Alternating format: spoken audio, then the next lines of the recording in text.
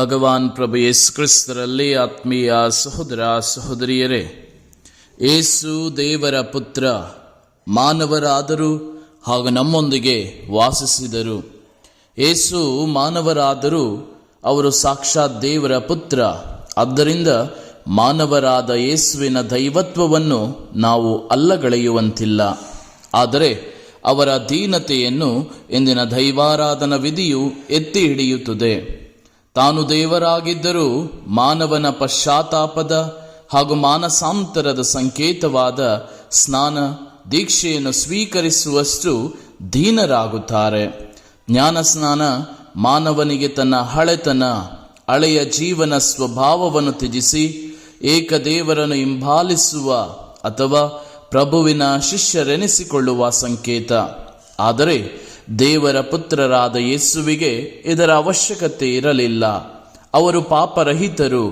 ಆದರೆ ಪ್ರಭುವಿನ ಜ್ಞಾನ ಸ್ನಾನವು ಜಗತ್ತಿಗೆ ಅವರು ಆರಂಭಿಸಲಿರುವ ದೈವಿ ರಾಜ್ಯದ ಬೋಧನೆಯ ಆರಂಭದ ಸಂಕೇತವಾಗಿತ್ತು. ಒಂದು ಹೊಸ ಯುಗದ ಸಂಕೇತವಾಗಿತ್ತು. ಅವರ ದೀನತೆಯ ಸಂಕೇತವಾಗಿತ್ತು. ಪ್ರಭುವಿನ ದೀಕ್ಷಾಸ್ನಾನದ ಹಬ್ಬವನ್ನು ಇಂದು ನಾವು ಆಚರಿಸುತ್ತಿರುವಾಗ ನಮ್ಮ ದೀಕ್ಷಾ ಸ್ನಾನವನ್ನು ನಾವು ನೆನಪಿಗೆ ತಂದುಕೊಳ್ಳೋಣ. ದೀಕ್ಷಾ ಸ್ನಾನದ ಮೂಲಕ ನಾವು ಕ್ರಿಸ್ತರನ್ನು ಅಪ್ಪಿಕೊಂಡು ಸದಾ ಅವರ ಹೆಜ್ಜೆಗಳಲ್ಲಿ ನಡೆಯಲು ಬೇಕಾದ ಸಹಾಯಕ್ಕಾಗಿ ಪ್ರಾರ್ಥಿಸೋಣ. ಪ್ರತಿಯೊಂದು ಯೋಜನೆಗೆ ಶುಭ ಆರಂಭ ಇದೆ. ಹೊಸ ಮನೆ ಕಟ್ಟಿದಾಗ, ಯಾವುದಾದರೂ ಒಂದು ಸಂಸ್ಥೆಯನ್ನು ಆರಂಭಿಸುವಾಗ ಗೃಹ ಪ್ರವೇಶ ಅಥವಾ ಉದ್ಘಾಟನೆಯನ್ನು ಮಾಡಲಾಗುತ್ತದೆ.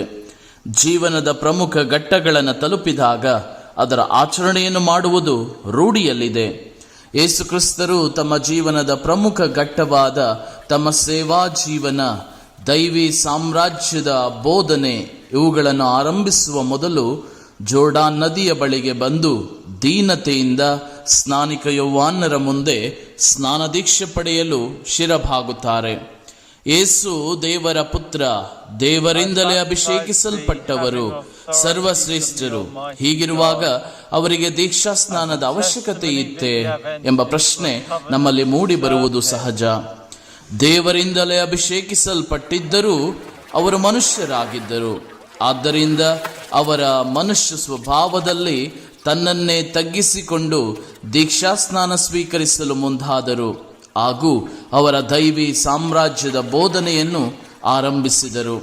ದೀಕ್ಷಾಸ್ನಾನದ ಮೂಲಕ ನಾನು ಇನ್ನು ಮುಂದೆ ನಜರೇತಿನ ಕುಟುಂಬಕ್ಕೆ ಸೀಮಿತನಾದವನಲ್ಲ, ಬದಲಾಗಿ ಪ್ರಪಂಚದ ಎಲ್ಲರ ರಕ್ಷಣೆಯೇ ನನ್ನ ಗುರಿ ಎಂಬ ಪರಿಪಾಠವನ್ನು ಜಗತ್ತಿಗೆ ತಿಳಿಸುತ್ತಾರೆ. ಅಂತೆಯೇ ಪ್ರತಿಯೊಬ್ಬ ಕ್ರೈಸ್ತ ನವಜೀವನಕ್ಕೆ ದೀಕ್ಷಾಸ್ನಾನದ ಮೂಲಕ ಪ್ರವೇಶಿಸುತ್ತಾನೆ. ಕಥೋಲಿಕ ಧರ್ಮಸಭೆಯಲ್ಲಿ ದೀಕ್ಷಾಸ್ನಾನ ಇದರ ಸಂಸ್ಕಾರಗಳಿಗೆ ರಹದಾರಿಯಾಗಿದೆ. ನಾವು ದೀಕ್ಷಾಸ್ನಾನವನ್ನು ಪಡೆದಾಗ ನಮ್ಮ ಜನ್ಮ ಪಾಪ ತೊಳೆದು ಹೋಗಿ ನಾವು ಕೇವಲ ನಮ್ಮ ಕುಟುಂಬಕ್ಕೆ ಸೇರಿದವರು ಮಾತ್ರವಲ್ಲ, ಅದರ ಜೊತೆಗೆ ನಾವು ಧರ್ಮಸಭೆ ಎಂಬ ಬೃಹತ್ ಕುಟುಂಬಕ್ಕೆ ಸೇರಿದವರಾಗುತ್ತೇವೆ. ಧರ್ಮಸಭೆಯೊಂದಿಗೆ ನಮ್ಮ ಸಂಬಂಧವನ್ನು ಕಲ್ಪಿಸಿಕೊಡುತ್ತದೆ. ಪ್ರಭು ಯೇಸು ದೀಕ್ಷಾಸ್ನಾನ ಪಡೆದಾಗ ಆಕಾಶವು ತೆರೆಯಿತು. ದೇವರಾತ್ಮವು ಅವರ ಮೇಲೆ ಇಳಿದು ಬರುವುದರ ಮೂಲಕ ಯೇಸು ದೇವರ ಪ್ರಿಯ ಪುತ್ರರೆಂದು ಘೋಷಿಸಲಾಯಿತು. ನಾವು ದೀಕ್ಷಾಸ್ನಾನ ಪಡೆದಾಗ ದೇವರಾತ್ಮ ನಮ್ಮ ಮೇಲೆ ಇಳಿದು ಬಂದು ನಾವು ದೇವರಿಗೆ ಸೇರಿದವರಾಗಿದ್ದೇವೆ.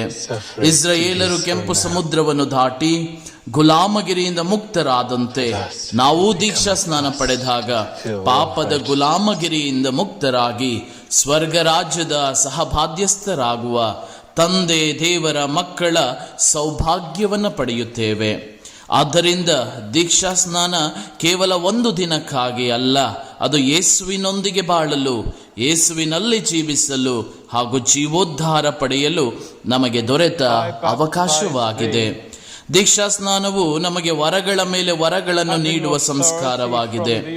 ಇದು ನಮಗೆ ಕೇವಲ ಒಂದು ಕ್ರೈಸ್ತ ಹೆಸರನ್ನು ಅಥವಾ ಧರ್ಮವನ್ನು ಮಾತ್ರ ನೀಡುವುದಲ್ಲ, ಬದಲಾಗಿ ಇಡೀ ಕ್ರೈಸ್ತ ಜೀವನವೇ ದೀಕ್ಷಾಸ್ನಾನ ಸಂಸ್ಕಾರದ ಮೇಲೆ ಕಟ್ಟಲ್ಪಟ್ಟಿದೆ. ಹೇಗೆ ಕಟ್ಟಡಕ್ಕೆ ಅಡಿಪಾಯ ಮುಖ್ಯವೋ, ಅಂತೆಯೇ ಕ್ರೈಸ್ತ ಜೀವನಕ್ಕೆ ದೀಕ್ಷಾಸ್ನಾನವೇ ಅಡಿಪಾಯ.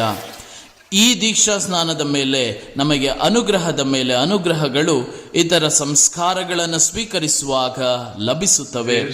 ದೀಕ್ಷಾ ಸ್ನಾನವು ನಮ್ಮನ್ನು ದೇವರ ಸಾಮ್ರಾಜ್ಯದ ಸದಸ್ಯರನ್ನಾಗಿ ಒಡನಾಡಿಗಳನ್ನಾಗಿ ಮಾಡುತ್ತದೆ.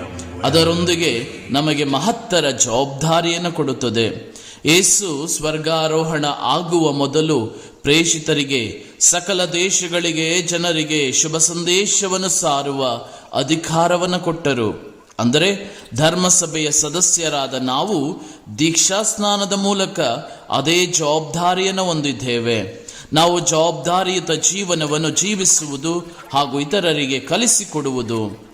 ನಮ್ಮ ದೀಕ್ಷಾ ಸ್ನಾನ ನಮಗೆ ಧರ್ಮಸಭೆಗಾಗಿ ಶ್ರಮಿಸಲು, ಪ್ರಾರ್ಥಿಸಲು, ಶುಭ ಸಂದೇಶ ಕಾರ್ಯದಲ್ಲಿ ನಮ್ಮನ್ನೇ ತೊಡಗಿಸಿಕೊಳ್ಳಲು ಕರೆ ನೀಡುತ್ತದೆ.